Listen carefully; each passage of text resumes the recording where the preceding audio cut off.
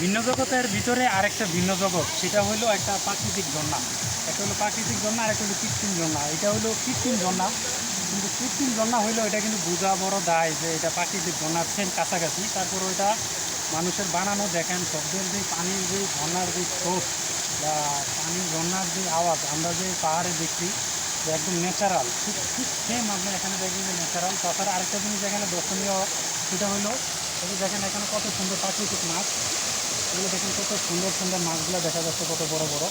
মানে মন চাচ্ছে যে এখানে নয় মাছগুলো ধরে নিয়ে আসি, কিন্তু সেটা তো সম্ভব না যে এখন যে মাছগুলো ধরে নিয়ে আসি। দেখেন কত সুন্দর, যদিও বেশি একটা বড় না, ছোটো পরিসরে একটা ঝর্ণা তৈরি করছে এখানে। মানে খুব সুন্দর, একদম মনোরম।